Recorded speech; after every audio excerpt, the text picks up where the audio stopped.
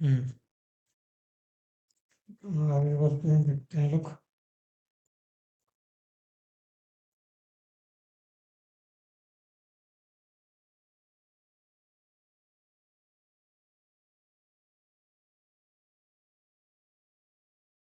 किसी का कोई डाउट है क्या, किसी कोई प्रश्न में पहले का?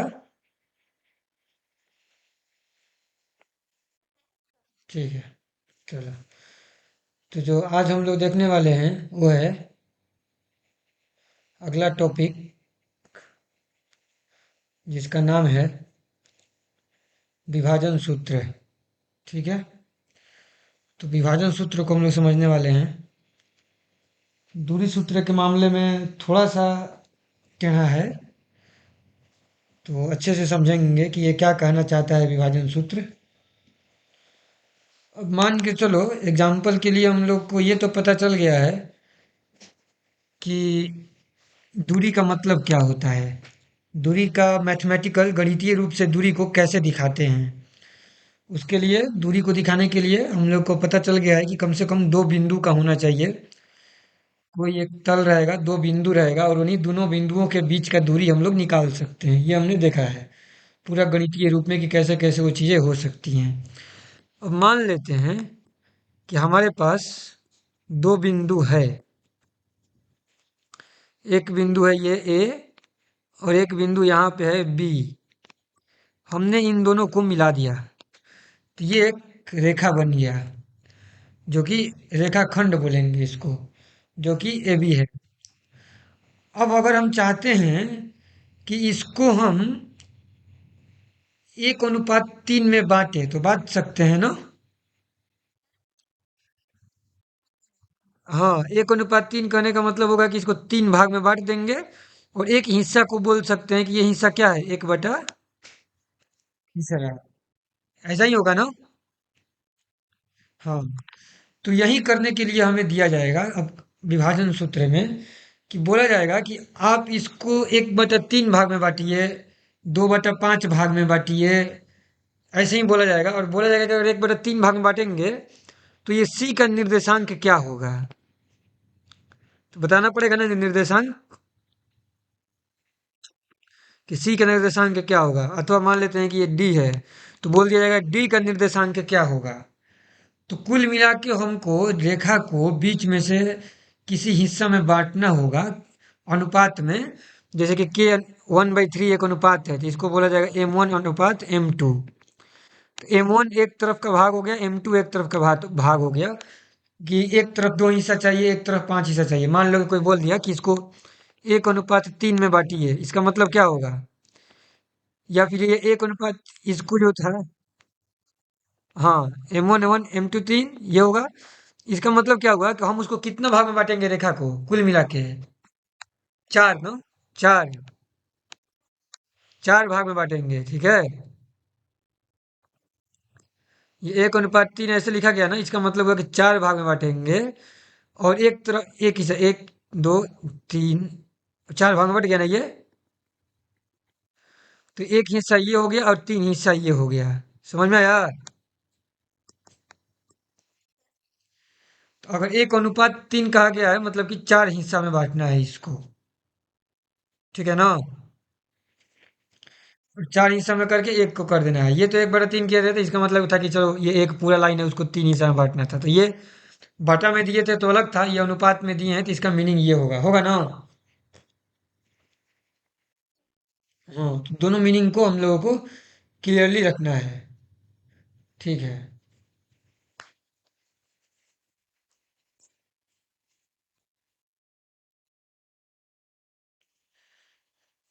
अब हमें क्या करना है, इसी चीज को करने के लिए हम लोग आगे चलते हैं और देखते हैं कि इसमें क्या क्या हो सकता है।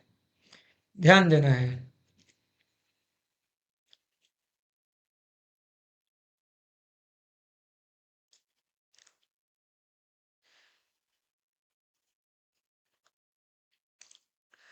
ये चीज क्लियर हो गया ना, कि अगर किसी चीज को बांटना है तो कितना कितना हिस्सा, किधर किधर क्या बोला जा रहा है। ठीक है। ये मेन इंपॉर्टेंट है कि दो ही भाग में बोला जाएगा कि दो, एक तरफ इतना होना चाहिए, एक तरफ इतना होना चाहिए। एक तरफ इतना हिस्सा, जैसे कि एग्जाम्पल के लिए कि एक अपने पास ये 10 मीटर लंबा लाइन हो गया, है ना? तो इसको कोई बोलेगा कि 2:4 में बांटो, तो हम इसका मतलब क्या हो गया? 6 भागों में बांटेंगे। 6 भाग में बांटने के बाद 2 भाग एक तरफ, 4 भाग एक तरफ होगा, होगा ना? तो इसको 6 भाग में बांटने के लिए हमको क्या करना पड़ेगा? जैसे कि 2:4 है, तो इसको तो और भी बताया जा सकता है कि 1:2 में बांटो, है ना? ये भी एक ही बात हुआ कि 2:4 में करो, चाहे 1:2 में करो, बात एक ही आएगा ना? इसका मीनिंग क्या होगा? जैसे कि सिंपली हम लोग बात कर लेते हैं कि 1:2:4 का मतलब क्या था? कि हम इसको 6 भाग में बांटते हैं, एक तरफ 2 हिस्सा, एक तरफ कई हिस्सा, 4 हिस्सा। इसका मतलब क्या हुआ कि इसको 3 भाग में बांटेंगे, एक तरफ एक हिस्सा, एक तरफ 2 हिस्सा। तो 3 बराबर भागों में बांटेंगे। तो मतलब कि अगर 10 है, तो 10 को 3 बराबर हिस्से भाग में बांटने के लिए क्या करना पड़ेगा? 10 भागा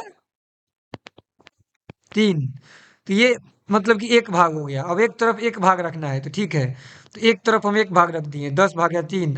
एक तरफ 2 भाग रखना है, तो फिर इसमें क्या कर देंगे? 20 भागा 3, है ना?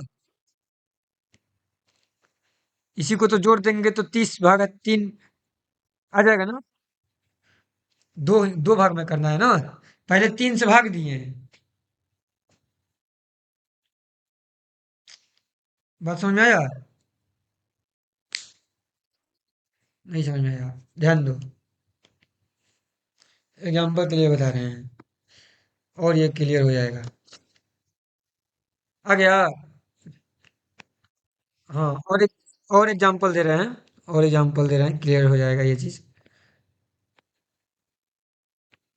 एग्जाम्पल के लिए मान लेते हैं कि किसी चीज को हमें 2:3 अनुपात में बांटना है।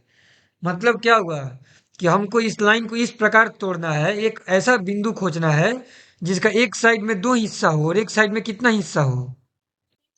3 हिस्सा हो। यानी कि कुल हमको कई हिस्सा में इसको बांटना पड़ेगा? 5 हिस्सा में बांटना पड़ेगा, है ना? 5 हिस्सा में बांटना पड़ेगा। तो मान लेते हैं कि ये 40 मीटर का कोई लाइन है, तो इसको 5 हिस्सा में बांटेंगे तो एक एक हिस्सा में कुल कितना कितना पड़ेगा? 40 भागा 8 मीटर पड़ेगा, एक हिस्सा में 8 मीटर। अब बोला गया कि 2 हिस्सा एक तरफ चाहिए, मतलब कि 2 हिस्सा में तब कितना दूरी हो जाएगा? 16 मीटर। और 3 हिस्सा में कितना दूरी हो जाएगा? 24 मीटर। बांट दिए हमने सही सही ना इसको? हमने इसको सही सही बांट दिया ना? हाँ, इसमें कोई डाउट नहीं है ना? ठीक है। इस प्रकार से हम लोग को बांटना होता है। मतलब कि अगर ये ए था और ये बी था, तो हम लोग बोल सकते हैं कि पी वह बिंदु है जो ए बी को 2:3 में बांटता है। ठीक है? कोई बोलेगा कि 2:3 में तो बांट दिया, तो तुम ये बताओ कि अगर ए बी की लंबाई 40 मीटर है, तो जिसको 2 भाग में बांटा है उसको कितना दूरी मिला है? 16 मीटर, है ना? और बी वाले दूसरा वाला पार्ट को कितना दूरी मिला है? 24 मीटर, है ना? सिंपल सा बात है। इसमें कोई डाउट? क्या ऐसा कहना सही होगा क्या कि ये जो पीवी है, मतलब कि दूसरा वाला हिस्सा इस वाला हिस्सा का 3 गुना है? ऐसा कहना सही होगा? एबी एपी का? ये गलत हो जाएगा, ऐसा कहना सही नहीं होगा। 3 गुना तो ये है ही नहीं। हाँ, तो वो अलग हो जाएगा। इसको वैसे हम लोग रिलेट नहीं कर पाएंगे, ठीक है? तो ये रिलेशन उसको अच्छे से देखना है, ठीक है? तो हमको जब भी बांटने को कहा जाएगा तो पहले टोटल कर लेंगे और फिर ये कर लेंगे। यही सेम चीज आता, अगर तुम ये ध्यान दो। अगर हम बात बोलते हैं कि एक तरफ 4 भाग करना है और एक तरफ 6 भाग करना है, तो देखो तो फिर हमको क्या करना पड़ता है? 40 को कितना से भाग देना पड़ता है? यहीं पे लिख रहे हैं, देखना। रेड से कर रहे हैं। 4:6 में बांटना है, इसका मतलब क्या करना पड़ता है? 10 भाग देंगे ना? हाँ, 1 मिनट। ठीक है। बताओ, 10 भाग देंगे तो एपी का लंबाई कितना आएगा? फिर से बताओ तो। फिर से 16 ही आएगा। 16 आ जाएगा ना। हाँ,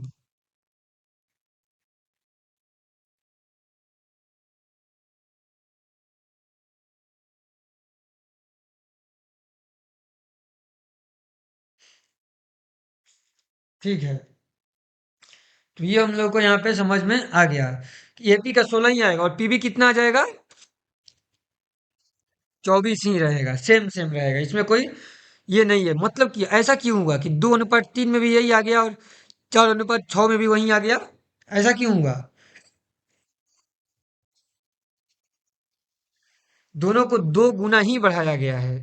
दो दो नहीं बढ़ाया गया है, दो गुना ही बढ़ाया गया है। अगर दो दो बढ़ाते तो ये 4 होता तो ये 5 हो जाता। दो दो नहीं बढ़ाए हैं। दोनों को कितना गुना बढ़ाए हैं। दो गुना बढ़ाए हैं। मतलब कि दो जोड़े नहीं है, दो से गुना किए हैं दोनों में। अगर हम दोनों में 5 से गुना कर देते फिर भी यही रहता, समान ही आता है ना। तो जब भी तुमको ऐसा दिया जाएगा अनुपात के लिए, तो तुम लोग को ये जरूर देखने को मिलेगा। अगर नहीं रहेगा तो तुम लोग कर भी सकते हो कि उसमें कोई कॉमन नहीं रहेगा। जैसे कि 2:3 में अब कोई कॉमन है क्या कटाने के लिए, नहीं है ना। नहीं है। रहता तो कटा देते हैं तो कोई फर्क नहीं पड़ता है कि नहीं। तो ये चीज को भी ध्यान रखना है दूसरा। ठीक है। तो इस प्रकार से हमको बांटने को दिया जाएगा कि इस प्रकार से क्वेश्चन हमारे पास आएगा कि बांटिए। और दो बिंदुओं दिया रहेगा, दोनों बिंदु दिया रहेगा, ए और बी का निर्देशांक दिया रहेगा। और पूछ देगा कि पी का निर्देशांक बताइए कि कौन सा वो बिंदु है जो इसको और इसको इतना इतना में बांटता है। क्वेश्चन समझ में आया ना, इसमें किस प्रकार का क्वेश्चन रहेगा अब की बार। हाँ, यही हम लोग का काम है, इसी चीज को हम लोग को सीखना है। तो सबसे पहले 2 मिनट में इसका एक प्रूफ देख लेते हैं। थोड़ा सा ही प्रूफ है, ज़्यादा ये नहीं है। और ज़्यादा प्रूफ में अपना अभी थोड़ा सा हालांकि जो ये प्रूफ है ना, ये एक त्रिभुज में समरूपता पे आधारित प्रूफ है। कल हमने लास्ट में बात किया था कि समरूपता कैसे काम करता है, सर्वांग समता के ही जैसा होता है समरूपता। तो उसके आधार पे ही उसको बेसिस बना के प्रूफ किया गया है। अभी जितना समझ में आ जाएगा तो आ जाएगा, नहीं भी आएगा तो कोई बात नहीं। थोड़ा सा बस एक बार ध्यान दे दो लोग उसमें प्रूफ में। मैं बता देता हूँ ऐसे ही क्या होता है इसके प्रूफ में। उसको फिर हम लोग बाद में भी देखेंगे प्रूफ को, कभी देखना होगा तो। पहले क्वेश्चन बनाने सीखो कि हम लोग के पास जैसे कि कैसे होता है गाड़ी। गाड़ी गाड़ी चलाते हैं तो गाड़ी चलाने सीखना होता है कि गाड़ी के भीतर का जानना होता है।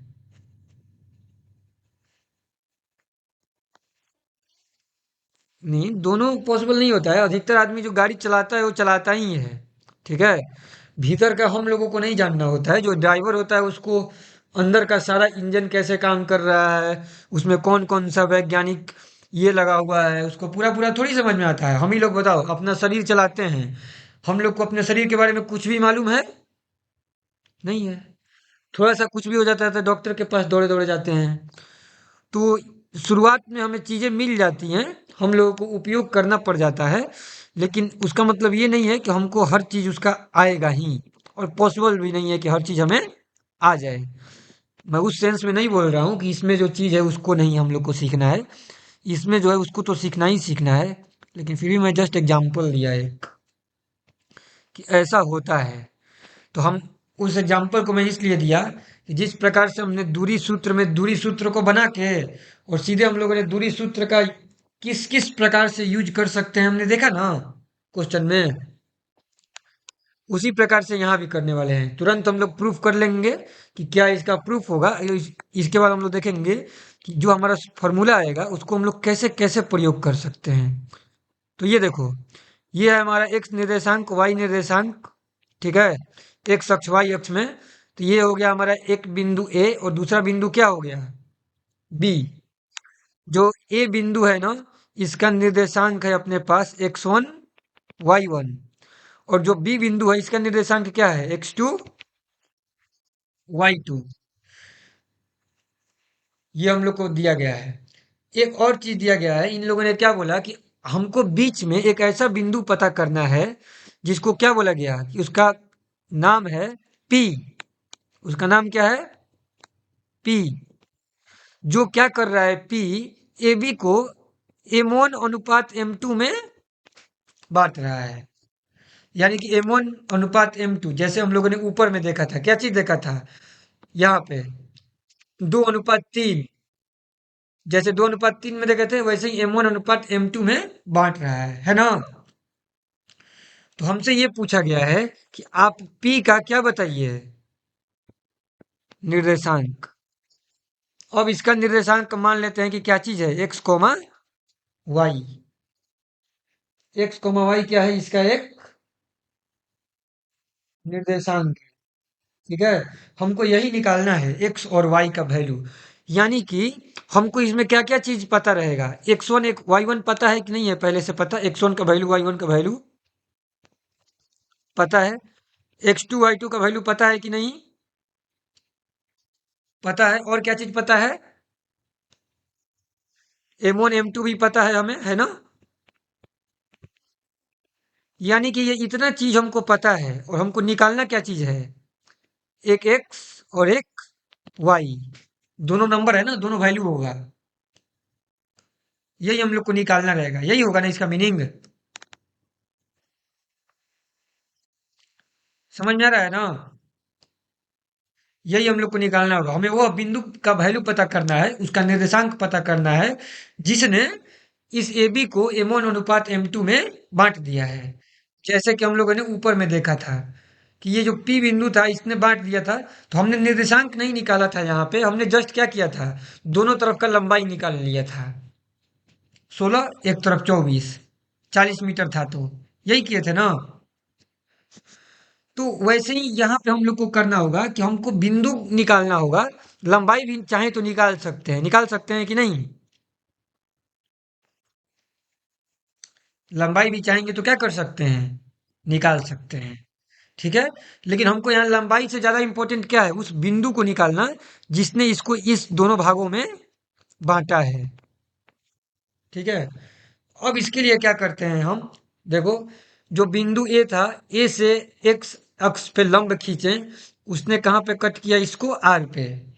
बी से वाई एक्स अक्ष पे लंब डालें, उसने कहाँ पे कट किया, टी पे। ठीक है, और पी से भी लंब डालेंगे नीचे, वो जहाँ पे कट करेगा उसको बोल दिया मैंने एस। ठीक है, इसके बाद ए से लंब डालेंगे पी एस पर। ये सब संरचना है, ये सब संरचना एक बार दिमाग में ध्यान दे देना है, रख लेना है दिमाग में अपना। और पी से लंब डालेंगे किस पे, बी टी पे, तो ये कट करेगा सी पर। समझ में आया। अब इसमें क्या होता है, जो इंपॉर्टेंट चीज है उसको जो ध्यान देना है तुम लोगों को,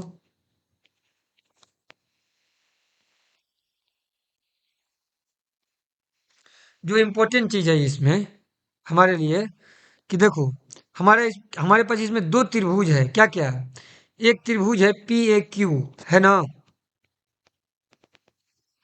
और दूसरा त्रिभुज है बी पी सी। ठीक है, तुम लोग को पता होगा कि ये दोनों एंगल बराबर होगा, क्यों बराबर होगा, पी ए क्यू और बी पी सी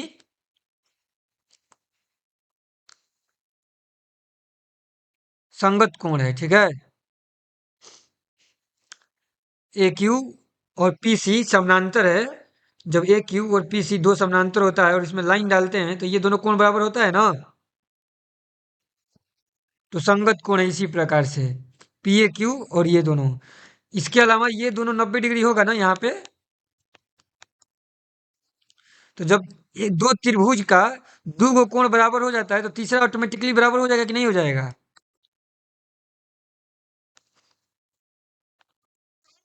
वही बराबर हो जाएगा। यानी कि दोनों आपस में, त्रिभुज का जो दोनों त्रिभुज है, एक में जितना जितना कोण है, ऊपर वाला में ही उतना ही कोण है ना। सेम सेम, सेम सेम बनेगा। संगत से भी देख सकते हैं, 90 डिग्री से भी देख सकते हैं कि क्यों हो रहा है। ठीक है, वैसे जो कोण ए और उस ऊपर वाला में का कोण पी संगत है, इसलिए बराबर है।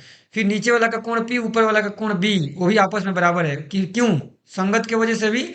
चाहे दो को जब बराबर हो गया, तो तीसरा को तो बराबर होना ही पड़ेगा, क्यों होना पड़ेगा बताओ तो। 180 डिग्री होता है। जब दो को बराबर हो गया और दोनों को जोड़ के घटाएंगे, तो दोनों के लिए तो तीसरा सेम ही आ जाएगा ना। और 90-90 दिख ही रहा है, तो ये इस हिसाब से भी हो गया। अब दोनों को 180 करने की जरूरत नहीं है, जिस प्रकार से हमने इसको संगत बोला है, यानी कि देखो कौन अच्छे से दिखा देते हैं, अगर नहीं दिख रहा है तुम लोग को तो वो भी संगत हो जाएगा, ठीक है ना। जैसे कि ये रेड वाला संगत है ना, वैसे ही यहाँ पे मैं ये कर देता हूँ, इसको येलो से बना ग्रीन से कर देता हूँ। ये ग्रीन वाला भी संगत है, ठीक है, आपस में। जब उसके संगत होने के लिए क्या क्या समानांतर है, पीएस और बीटी। पीएस और बीटी समानांतर है, इसलिए ग्रीन वाला भी संगत हो गया है। इधर में ए आर और पीएस समानांतर है, इसलिए दोनों रेड वाला भी बराबर हो गया, ठीक है। तो तीनों कोण, दोनों त्रिभुज का तीनों कोण आपस में बराबर है, यानी कि इसमें का पी और इसमें का बी आपस में बराबर है ना। इसमें का ए और इसमें का पी आपस में बराबर है, और इसमें का क्यू और इसमें का सी आपस में बराबर है ना। तो यही सर्वांग समरूपता का एक नियम होता है कि अगर तीनों कोण आपस में बराबर होते हैं ना, तो लाइन से जिस क्रम में पी ए क्यू बराबर है उसी क्रम में बीपी सी बराबर है, तो ये बोला जाता है कि पी ए क्यू समरूप है। ये जो सिंबल लिखे हैं ना, इसे तरंग जैसा, ये समरूपता का सिंगल सिंबल है, प्रतीक है, किसके, बीपी सी के, ठीक है। नहीं समझ में आ रहा होगा तो जस्ट अभी ध्यान दे देना है, आगे ये सब चीज समझ में आएगा। इसमें ज्यादा डिटेल नहीं करना है, बस मैं एक बार बता रहा हूँ। अगर नहीं भी समझ, थोड़ा क्वेश्चन पूछ सकती हो तो क्वेश्चन पूछ लेना लोग। नहीं, अगर क्वेश्चन पूछने में बनेगा तो कोई बात नहीं, ये सब अभी आगे आएगा जब त्रिभुज पढ़ेंगे लोग, तो उसमें डिटेल्स में।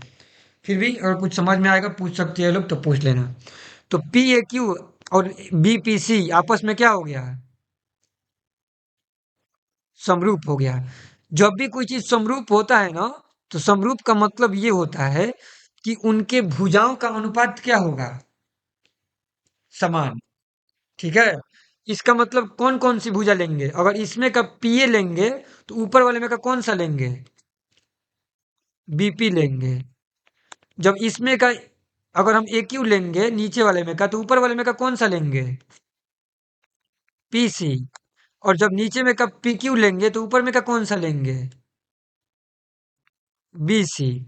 यानी कि ये तीनों का अनुपात निकालेंगे, तीनों का अनुपात क्या आएगा, एक ही आएगा, कोई फिक्स नंबर। इसी को क्या बोलते हैं, समरूपता, कि समरूप है, ठीक है। इसमें कोई डाउट नहीं है ना, ठीक है। तो इसमें अगर थोड़ा बहुत अगर कंफ्यूजन है, कोई पूछना चाहती है कि, और इसको जो समरूपता का है ना, इसको तो जस्ट अभी याद, अभी के लिए याद रखना है कि ठीक है, कि अगर ये दोनों समरूप है तो ऐसे रेशियो होता है।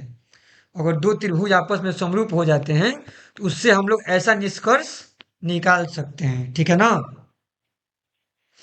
बात समझ में आ रहा है क्या, है ना।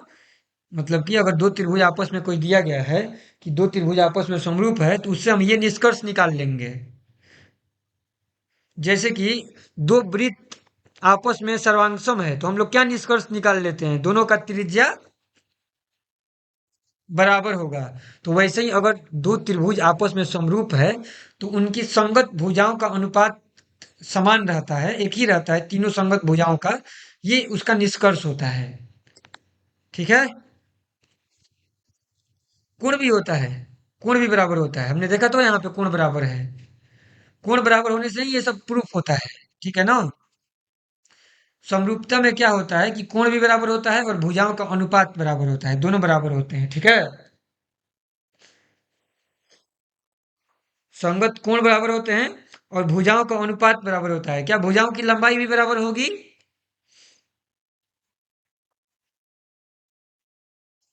जरूरी नहीं है, जरूरी नहीं है। हाँ, हो सकता है लेकिन जरूरी नहीं है, ठीक है, कि भुजाओं का लंबाई भी आपस में बराबर हो सकता है लेकिन जरूरी नहीं है। नहीं भी हो सकता है, अगर हो जाएगा तो समरूप ना होके क्या हो जाएगा, मतलब कि अगर हो जाएगा तो समरूप के साथ साथ क्या हो जाएगा, सर्वांगसम भी हो जाएगा, ठीक है। अगर भुजाओं की लंबाई बराबर हो जाएगी तो समरूप के साथ साथ सर्वांगसम भी हो जाएगा। कल हमने बताया था कि जो सर्वांगसम होते हैं वे समरूप भी होते हैं, है ना? ठीक है। तो ये हम लोग को समझ में आ गया कि अगर दो त्रिभुज समरूप हैं तो उनकी संगत भुजाओं का अनुपात बराबर होता है। ये मोस्ट इंपॉर्टेंट चीज है अपने लिए, जिसो जो हम लोगों को यहाँ पे याद रखना है अभी। ये एकदम मोस्ट इंपॉर्टेंट चीज है। ये हम लोग इस पे पूरा चैप्टर पढ़ने वाले हैं हालांकि।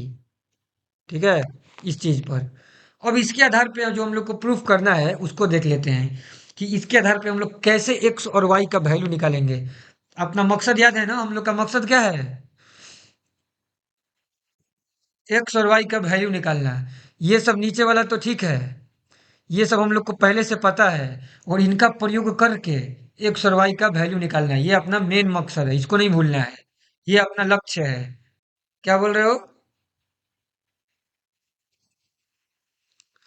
वो बराबर में के इसलिए लिख दिए हैं क्योंकि सबको भाग देंगे तो यही आएगा के। एग्जाम्पल के लिए जैसे कि मान लो कि अभी हमने ऊपर में लिखा था 2:3, 4:6। ठीक है, इसके अलावा कर सकते हैं, मान लो कि इसमें और 3 से गुना कर देंगे, 3 दूनी 6, तीन का 9। सबको कटाएंगे तो एक ही कोई फिक्स नंबर आएगा ना?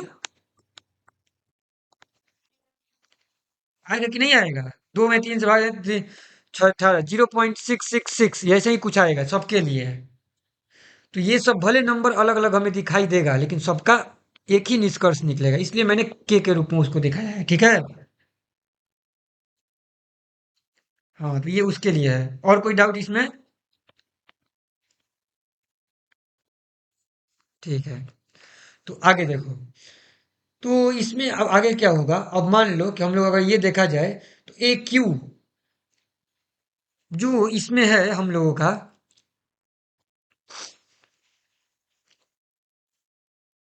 जो ये ए क्यू का वैल्यू अगर हम लोग को निकालना होगा, इसमें ए क्यू जो दिया गया है, ए क्यू का वैल्यू किसके बराबर होगा? ए क्यू का वैल्यू बताओ, क्या करना पड़ेगा ए क्यू का वैल्यू निकालने के लिए? ए, नहीं नहीं नहीं, उतना दूरी नहीं करना है, उतना ये नहीं करना है एपी स्क्वायर वाला। वैसे भी निकाल सकते हैं, ठीक है, माइनस करके। लेकिन ए क्यू जो है एक प्रकार का कैसा दूरी है? क्षैतिज दूरी है ना, क्षैतिज। तो किस किस को घटाने पे ए क्यू आ जाएगा?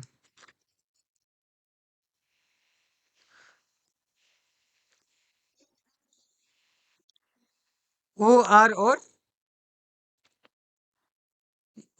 एस टी से कैसे आ जाएगा? ये अपना ए क्यू है ना?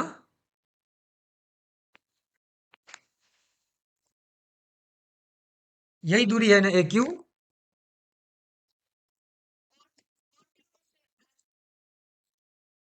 ओटी में से आर एस घटा देंगे तो ए क्यू कैसे आ जाएगा? फिर तो आई एस टी बच जाएगा ना?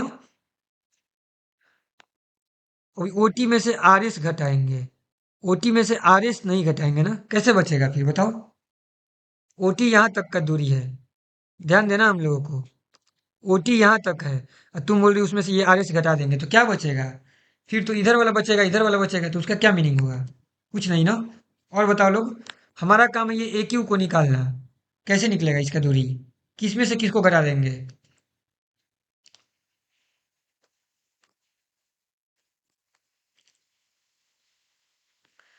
अगर हम, हाँ ओएस में से, ओएस में से आर टी कैसे?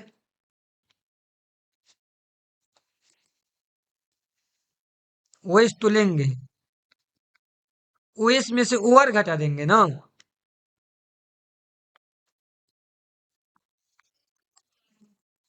नहीं, ये ओ एस है, ओ एस पूरा लंबाई है यहाँ तक का। ठीक है, ओ एस ये लंबाई है ना। और इसमें से हमको क्या घटा दिए? ओ आर घटा दिए तो क्या बचेगा? आर एस बचेगा ना।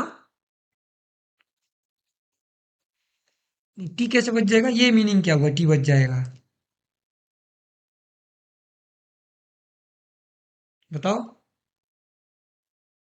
ये कैसे हुआ टी बच जाएगा?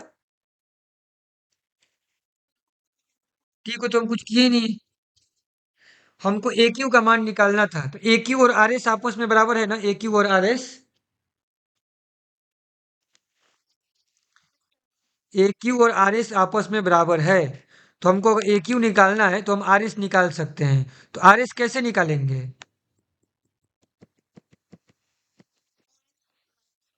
ओ एस माइनस ओ आर कर देंगे। और ओ एस का वैल्यू कितना है? पी निर्देशांक देखो, पी का कौन सा निर्देशांक ओ एस का वैल्यू बताएगा? पी का कौन सा निर्देशांक? हाँ, तो उसमें से कौन सा? एक्स की वाई? ओ एस का वैल्यू क्या है, एक्स की वाई? एक्स। ठीक है। इसी प्रकार बताओ, ओ आर किसके लिए, ओ आर का पता किसके से चलेगा?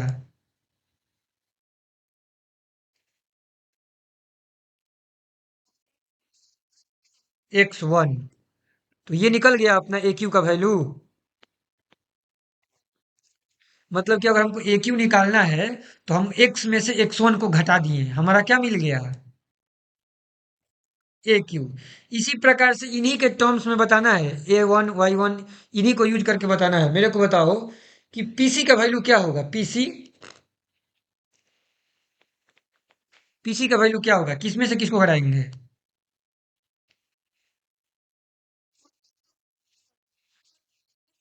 हाँ, तो ओटी माइनस ओ एस, और ओटी को क्या लिख सकते हैं फिर? ओटी का मतलब क्या हो गया? X to. ओटी ही तो एक्स टू है ना। जो लंबाई ओटी है उसी को तो ऊपर में यहाँ पे एक्स टू से दिखाया गया है। तो इसका मतलब एक्स टू माइनस क्या करना पड़ेगा? एक्स। बहुत बढ़िया। एक्स वन कहाँ, एक्स ना। पीएस को तो ही घटाना पड़ेगा, पीसी हमको निकालना है। तो पीसी निकालने के लिए ओएस करना पड़ेगा, है ना। ठीक है, अगला हमको बताना है एक और। पी क्यू का बताओ, ऐसे ही पी क्यू का क्या होगा? पी क्यू,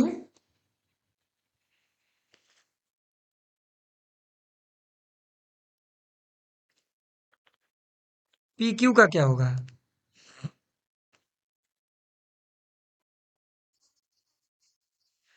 पी क्यू कहाँ गया? P Q Y minus Y one होगा, हाँ। Y minus Y one.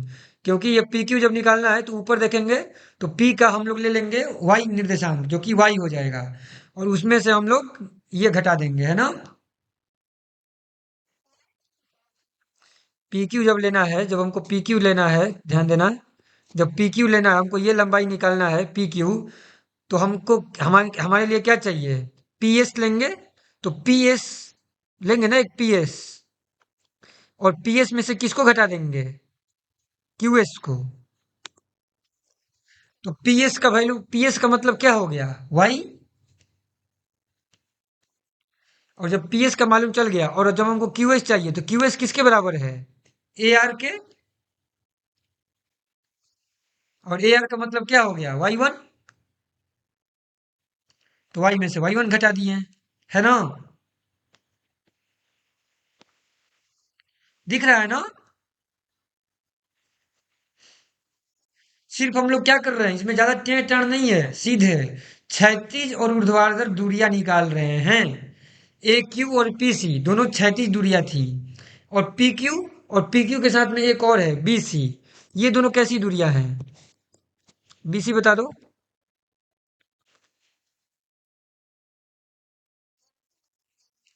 Y two minus Y. आएगा ना बी सी का वैल्यू।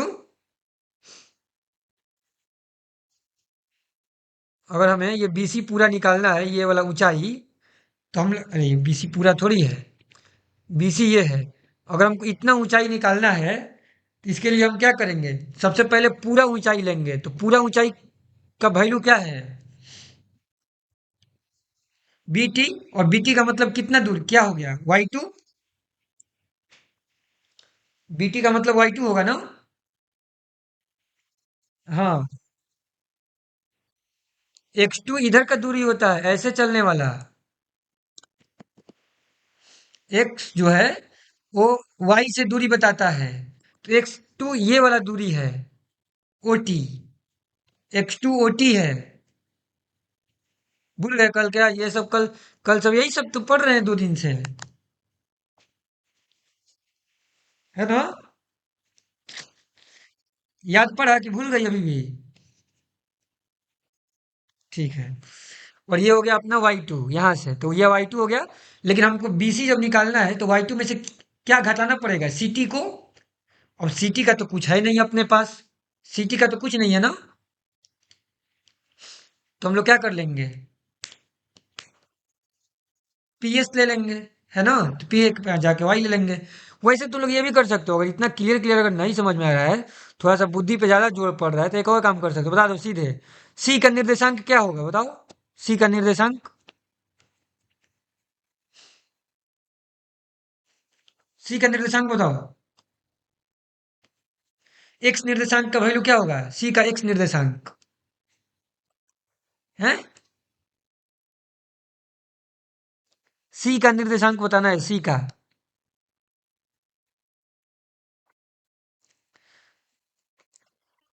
x2 होगा, एक्स निर्देशांक x2 होगा, बढ़िया। और वाई निर्देशांक क्या होगा, y2 कैसे, y2 तो बी पे चले जाएंगे, वाई होगा। ठीक है। मतलब कि P का, देखो तो P और C में कौन सा निर्देशांक एक ही रहेगा, वाई ना। बताओ, P और C में कौन सा निर्देशांक सेम रहेगा। अरे, जब लाइन एक अक्ष के समानांतर होता है तो क्या चीज नहीं बदलता है, वाई। तो वाई फिक्स हो गया, दोनों में P और C की हैं, तो दोनों में वाई हो गया। पहले से P में वाई था तो C में भी क्या हो गया, वाई हो गया। वो, है ना। वैसे ही बता दो लोग, Q का निर्देशांक क्या होगा, Q का।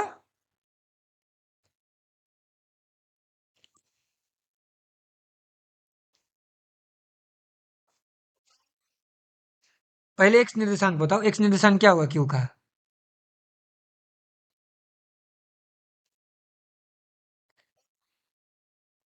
एक्स कैसे हो जाएगा, एक्स था, एक्स तो रहेगा लग रहा है ना। पी का वाई निर्देशांक एक्स ही रहेगा, सही है, एक्स। और वाई निर्देशांक क्या होगा, वाई तो ऊपर चले जाएंगे, पी पे चले जाएंगे, वाई का मतलब ऊपर चले गए पी तक, वाई वन होगा। ठीक है। एक्स कॉमा वाई वन, ये कॉमा है, इसको एक्स वन मत समझ लेना, एक्स में का ये। तो ऐसे ऐसे करके निकाल सकते हैं ना दूसरा, आप बाकी सब निर्देशांक भी। हाँ, तो ये हम लोग को समझ में आना चाहिए पहले। अगर ये सब नहीं समझ में आएगा ना तो काम नहीं होगा। ठीक है।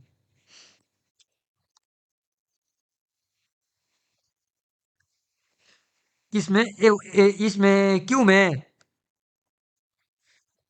नहीं क्यू में अगर हमको मान लो कि एक्स निर्देशांक निकालना है इसका, किसी बिंदु का दो गो निर्देशांक होता है, एक्स निर्देशांक वाई निर्देशांक। तो अगर हमको एक्स निर्देशांक निकालना है तो हम क्या देखेंगे क्यू के लिए, कि हम वाई अक्ष से कितना दूर आए हैं। वाई अक्ष से जितना दूर आए होंगे, यानी कि हम एक्स पर जितना चले होंगे, वही तो एक्स निर्देशांक होगा ना। तो हम एक्स पे कितना चले हैं क्यू के लिए, क्यू क्यू बिंदु के लिए एक्स पे कितना चले हैं, ओ एस के बराबर। बताओ। और ओ एस के बराबर, और इसमें पहले से कौन चल चुका है, पी चल चुका है ना। अगर हम पी बिंदु को देखें, पी और क्यू में क्या बराबर है, पी और क्यू को अगर हम देखेंगे तो हमें पता चलेगा कि पी और क्यू दोनों एक्स अक्ष पे समान दूरी तय किए हैं कि नहीं। ये जो पी है और ये जो क्यू है, दोनों ने एक्स अक्ष पे समान दूरी तय किया है, लेकिन वाई अक्ष पे दोनों ने अलग अलग दूरी तय किया है। तो जब एक्स अक्ष पे दोनों ने समान दूरी तय किया है तो दोनों का एक्स निर्देशांक क्या होगा, सेम। तो ऊपर का भी एक्स था, नीचे का भी एक्स हो गया। वैसे ही देखो, बी और सी ने किस अक्ष पे समान दूरी तय किया है, एक्स अक्ष पे। और फिर भी दोनों अलग है, क्यों अलग है, क्योंकि दोनों ने किस अक्ष पे अलग अलग दूरी तय किया, वाई अक्ष पे। बी ने वाई टू तक दूरी तय किया है, और सी ने सिर्फ कितना किया है, वाई। लेकिन पी और सी को देखेंगे तो पी और सी में क्या समानता है, कि दोनों ने एक अक्ष पे कहाँ बराबर तय किया है, एक अक्ष पे एक ने, वाई अक्ष पे दोनों ने समान दूरी तय किया है ना। पी और सी को अगर देखेंगे तो दोनों में ये है कि दोनों ने वाई अक्ष पे समान दूरी तय किया है। इसलिए दोनों का कौन सा निर्देशांक बराबर है पी और सी में, वाई निर्देशांक। तो जिस दिशा में हम समान दूरी तय किए रहेंगे उस दिशा का अंक बराबर होगा, है ना? इस हिसाब से भी हम लोग इसको देख सकते हैं। ठीक है, कोई डाउट है यहाँ तक? ठीक है। तो यही इसका सबसे मूल है निर्देशांक का, कि हमको बिंदुओं में कैसे कैसे दूरी बदल रहा है, कैसे एक बिंदु का कौन सा निर्देशांक किस पे चला जा रहा है, क्यों चला जा रहा है, यही सब दिमाग लगाना है। और जब एक बार ये सब दिखने लग गया ना, तो फिर क्वेश्चन तो आगे धीरे धीरे धीरे धीरे समझ में आ जाएगा। लेकिन भूल भला गलती से भी अगर हमें ये नहीं समझ में आया कि कैसे कैसे बिंदुओं का ट्रांसफर हो रहा है एक दूसरा पर, किससे क्या चीज ले सकते हैं, किससे क्या चीज नहीं ले सकते हैं, तो पता नहीं चलेगा। जैसे कि हमने सी का निकालने के लिए निर्देशांक, हमने बी से क्या चीज लिया, एक्स लिए, x2 लिया। क्यों लिया? क्योंकि बी और सी दोनों ने एक्स में समान दूरी तय किया है, हमें दिख रहा है ना। हाँ। और वहीं हमने सी का जब हमको वाई निकालना था, तो हमने देखा कि कौन है जिसने सी के जितना ही दूरी तय किया है, तो कौन था? पी था। और किस दिशा में देखे हैं? वाई के दिशा में देखा। ये नहीं कि एक्स के दिशा में, है ना? इस प्रकार से हमें सोचना होगा। ठीक है, तो हमने ये चार निकाला यहाँ पे। ये चारों हमारे लिए इंपॉर्टेंट थे। A Q, P C, P Q, B C. A Q, P C, P Q, B C. निकाल लिए ना? अब ये दो गो बाकी है अपना, क्या क्या, पी ए और बीपी, समरूपता वाला में से। तो पीए का तो वैल्यू क्लियर है ना, पीए M1 है और पीबी क्या है? M2 है। दोनों का लंबाई है कि नहीं? है ना? जैसे कि हमने यहाँ पे देखा था, इसको देख सकते हैं कि हमने इसको बोला था कि भाई 2:3 में भाग में बांटो। तो 16 और 24 ही तो उसका लंबाई था ना।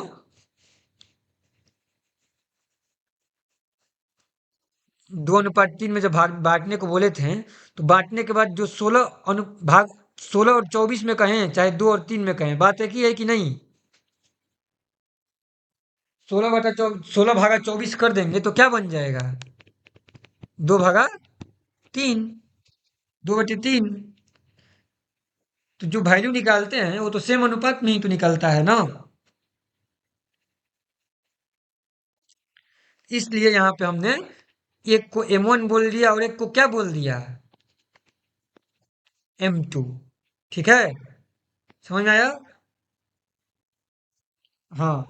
अब जस्ट हमको क्या करना है, इसको प्रूव करने के लिए सीधा एक सिंपल सा काम रहता है। इसमें रखते जाएंगे इक्वेशन में और वैल्यू निकालते जाएंगे। तुम लोग हाँ बोलो।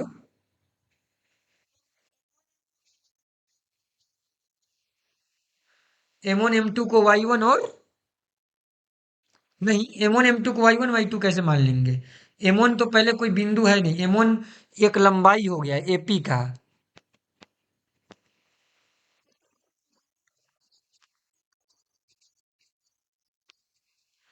क्या चीज? हाँ, तिरछा है तो Y1 Y2 वैसे भी नहीं मान सकते हैं, क्योंकि ये तिरछा जा रहा है। पहले ये बिंदु नहीं है। Y1 क्या है? Y1 जो, हाँ बोलो। हाँ हाँ हाँ, कोई अल्फाबेट का नंबर मान सकते हैं इसमें, लेकिन Y1 Y2 कहेगी तो इसमें से ये दिख जाएगा ना भाई, Y1। हमने Y1 Y2 का इसमें प्रयोग कर लिया है ना पहले से। हाँ, तो उसको नहीं बोलो, हम उसको इसमें ये मान लेंगे, फिर उल्टा दिया जाता है ना। ऐसे कुछ भी रख सकते हैं, M1 M2 को कुछ रख दो। तुमको लेके आना है कुछ और नया नाम, अल्फा बीटा रख दो, गामा रख दो, है ना, थीटा रख दो, कोई दिक्कत नहीं है। नाम रखने में क्या जाता है ना? लेकिन ये स्टैंडर्ड है, सब कोई अधिकतर आदमी क्या लेके चलता है? M1 और M2। ये स्टैंडर्ड है। ठीक है। तो अब इसके आधार पर जैसे ही तुम लोग सॉल्व करोगे ना, तो आसानी से अब सॉल्व हो जाएगा। सारा इक्वेशन को ये निकालने के लिए, ठीक है। हमारा काम क्या है?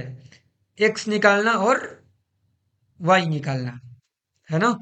तो मान लो कि ये, अगर हम लोग इसको यूज कर लें, ये वाला, हमने ऊपर से जो समरूपता है, देखो यहाँ से दिखा देते हैं, एक को दिखा देते हैं। कि अगर हम पी ए बटा में पी बी पी बराबर ए क्यू बटा में पी सी का यूज करेंगे, पी ए का वैल्यू कितना है, एम वन, और बी पी का वैल्यू कितना है, एम टू, और ए क्यू का वैल्यू कितना है हमने निकाल रखा है, एक्स माइनस एक्स वन, और पी सी का वैल्यू कितना है, X two minus X one. अब इसमें हमको सब चीज मालूम है, सिर्फ किसको छोड़ के, हाँ ये एक्स है, ये एक्स है, सब चीज मालूम है, किसको छोड़ के, एक्स को, तो एक्स नहीं निकाल लेंगे, M one X two minus X, और यहाँ पे क्या आ जाएगा, M two X minus X one, गुना करेंगे तो ये आएगा M one X two minus M one X, यहाँ पे आएगा एम टू एक्स, और यहाँ पे minus M two X one.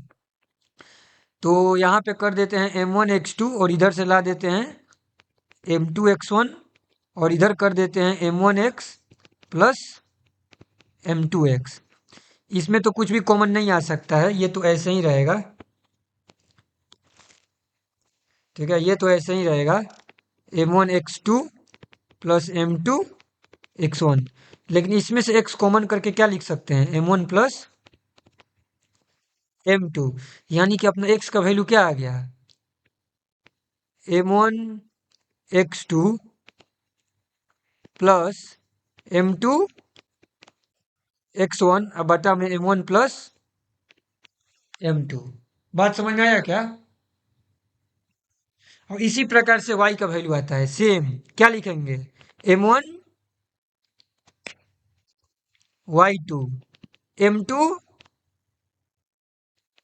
Y one, अब बटा में M one plus M two. यानी कि हमने क्या क्या निकाल लिया, हमें जो x निर्देशांक निकालना था वो निकाल लिया, मतलब कि p का दोनों चीज निकाल लिया, x निर्देशांक भी और y निर्देशांक भी, नहीं निकाल लिए, निकाल लिए।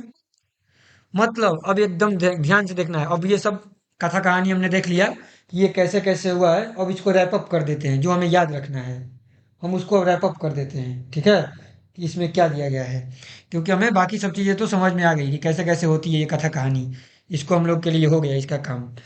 अब जो इसका मेन है क्या था, स्टैंडर्ड जो हम लोग को याद रखना था, कोई दो बिंदु दिया रहेगा, एक बिंदु है जिसका निर्देशांक है एक्स वन वाई वन, एक बिंदु है जिसका निर्देशांक है एक्स टू वाई टू, ये ए है ये बी है, और बीच में एक और बिंदु आ जाएगा, कोई बोलेगा कि हमको एक ऐसा बिंदु बताइए जो ए बी को एम वन अनुपात एम टू में बांटे, तो उस बिंदु P का निर्देशांक बताइए जिसका वैल्यू एक्स और वाई होगा। तो हमने देख लिया कि एक्स जो है किस पे डिपेंड कर रहा है, जब एक्स निकालना होगा तो हम लोग क्या करेंगे, एम वन एक्स वन, यानी कि एम वन लेंगे, गलती हो गया, एक्स टू, एम वन लेंगे तो इधर का एक्स टू लेंगे, जब इधर का एम टू लेंगे तो इधर का क्या लेंगे, एक्स वन, भाग दे देंगे M one plus M two से।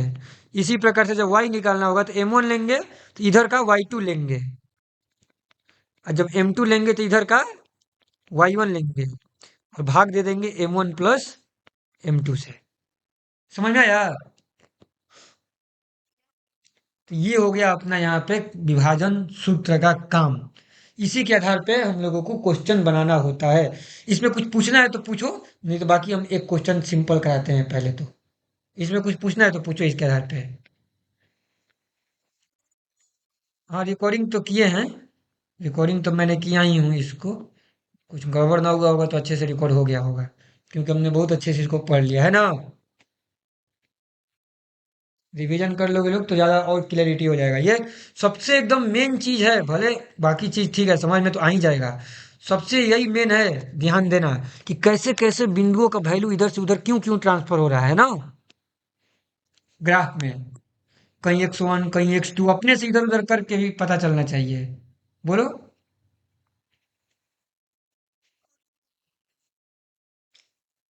ठीक है, तो इसके आधार पे हम लोग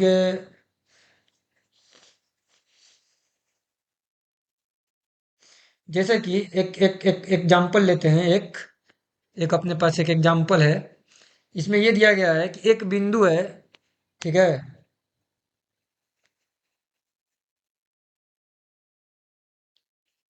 एक बिंदु है ए जिसका अनुपात है -6,10। ठीक है।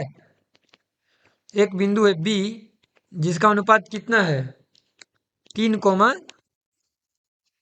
निर्देशांक है, अनुपात नहीं निर्देशांक है, तो ये निर्देशांक है। ए का निर्देशांक -6,10 हो गया और बी का निर्देशांक क्या हो गया 3, -8। ठीक है। अब हमको ये निकालना है कि अगर हम चाहते हैं कि इसको हम 2:60 में बांटें, तो बताना है कि कौन सा बिंदु है जो इसको 2:7 में बांटेगा। ठीक है ना। वह कौन सा बिंदु है जो इसको 2:7 में बांटेगा, निकाल सकते हैं। हाँ, फॉर्मूला पे बैठा के बताओ। फॉर्मूला पे बैठा के बताओ कि क्या क्या आएगा उसका बिंदु, एक्स बिंदु और वाई बिंदु।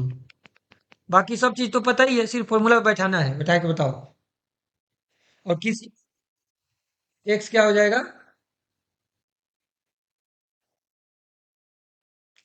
अच्छे से बताना है, अच्छे से देख के, गलती नहीं होना चाहिए। फॉर्मूला पे सिर्फ बैठाना है। और किसी को इसके आधार पर कुछ पूछना है तो पूछ भी सकते हो लोग तब तक से। और जिसको समझ में आ गया फॉर्मूला बैठाओ। फॉर्मूला यहीं पे दिख रहा है। एक्स वाई तो निकालना होता है ना हमें, ना वही तो हमने किया है। एक्स 2 और 7 क्या है, M1 M2 है। एक्स वाई निकालना होता है ना, हमने क्या बोला था कि एक्स वाई अपना लक्ष्य है। ठीक है। हाँ, 2:7 तो M1 M2 है।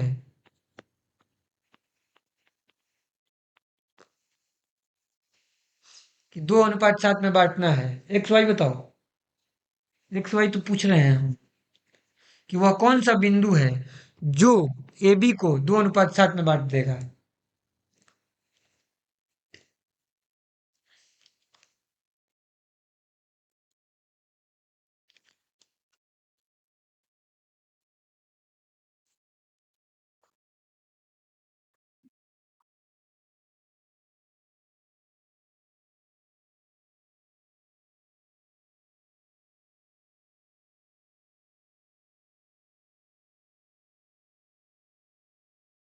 समझ में आया पल्लवी।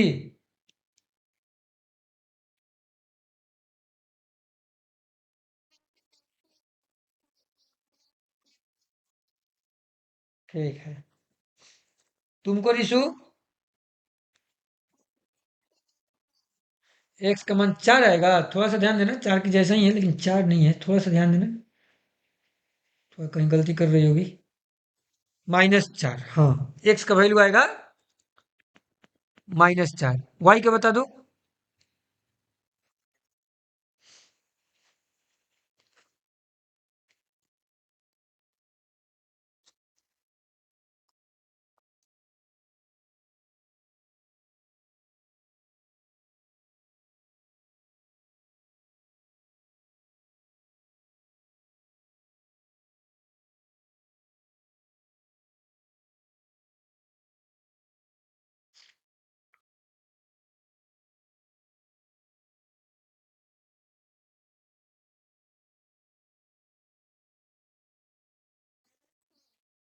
-6 नहीं, सिर्फ 6 आ रहा होगा। है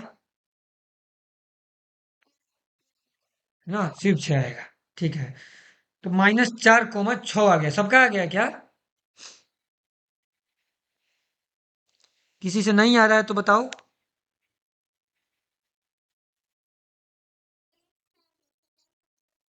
वाई का नहीं आ रहा है, वाई का क्या करना है, सिंपल M1 Y2 रखना है। तो M1 का वैल्यू कितना है, 2 गुना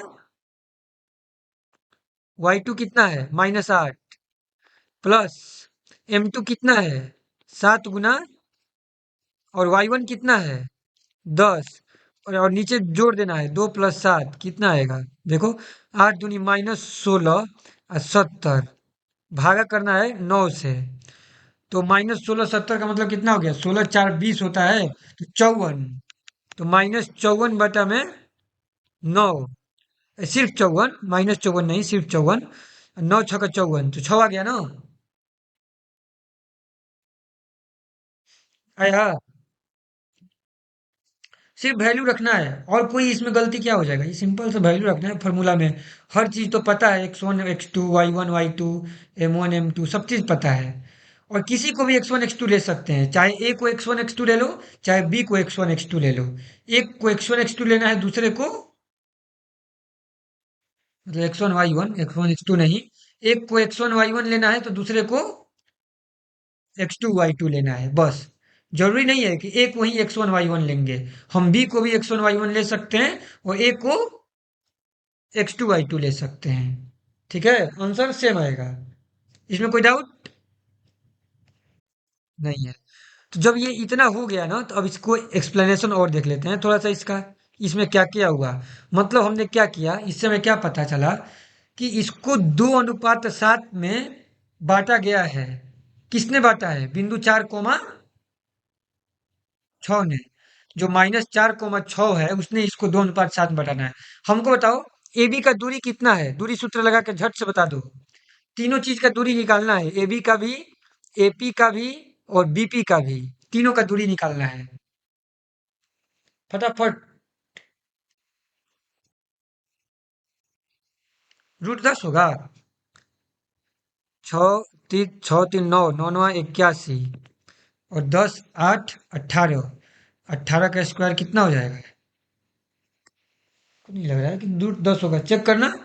√10 होगा सही में।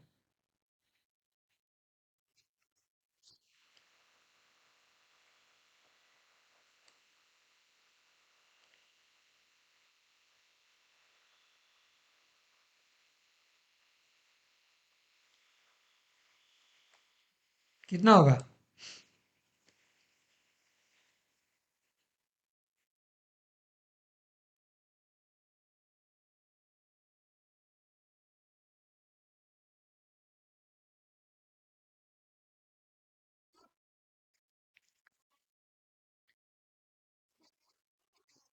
305 की 405?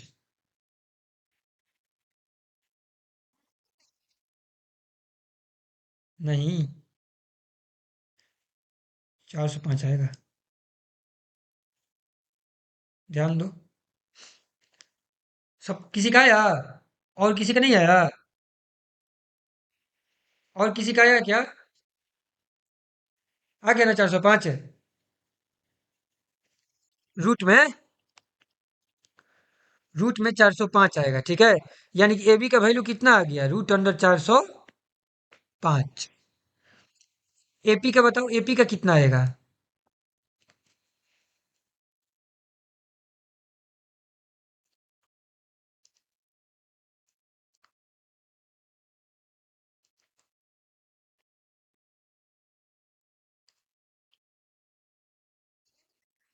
√20, यानी कि 6 है। और किसी का आया क्या,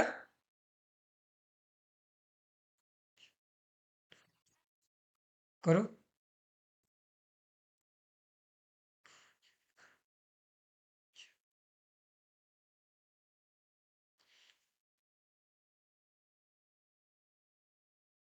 करके देख लो। √20 आएगा, बीपी कितना आएगा,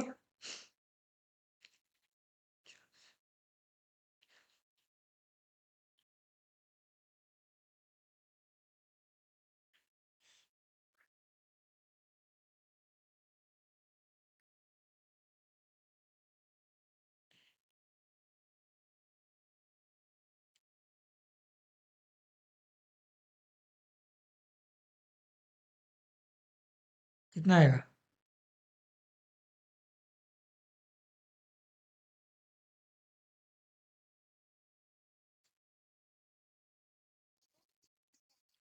√245, सही है।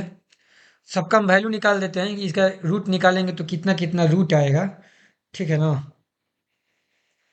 तुम लोग को रूट ऐसे डायरेक्ट नहीं निकालना होता है, तुम लोग को हालांकि रूट निकालने जरूर आता होगा ना। हाँ, तो रूट निकालोगे ना, इसका रूट आएगा 20 दशमलव कुछ आएगा, ठीक है। नहीं आता है तो बाद में बता देंगे।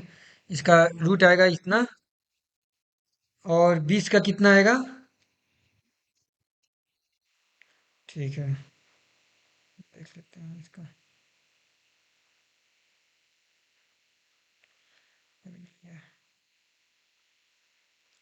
तो 20 का आएगा 4.5 रख लेते हैं, ठीक है। और इसका 245 है ना। तो इसका 245 का 15.6 रख लेते हैं, ठीक है। तो देखो, मतलब इन दोनों को जोड़ने पे 20 के बराबर आ रहा है ना। हाँ, आ जाना चाहिए, आ रहा है लगभग लगभग जोड़ने पे 20 के बराबर। दूसरा हमको क्या देखना है कि क्या 4.5 और 15.6 को करेंगे तो 2:60 में हुआ है। 2/7, 4.5 और 15.6 का भाग देंगे तो बराबर आना चाहिए ना। तो हमको ये देख लेना है, ठीक है। तो अगर 2/7 करते हैं तो कितना आता है, 0.28 के पास में आ रहा है, ठीक है। कितना आ रहा है, 0.28। हाँ, वो भी है, तीसरा तीसरी गुना कर देंगे तो भी आ जाएगा। मैं बस ऐसे ही चेक करके बता रहा हूँ। तुम लोग, ये क्लास रिकॉर्ड हो जाएगा, अपना आराम से ये कर सकते हो लोग, देख सकते हो लोग, ठीक है ना। मैं बस वही पॉइंट गुना करके भी चेक कर सकते हो, उससे भी आ जाएगा, इससे में भी आ रहा है 0.28 भाग करने पे। यानी कि, हैं,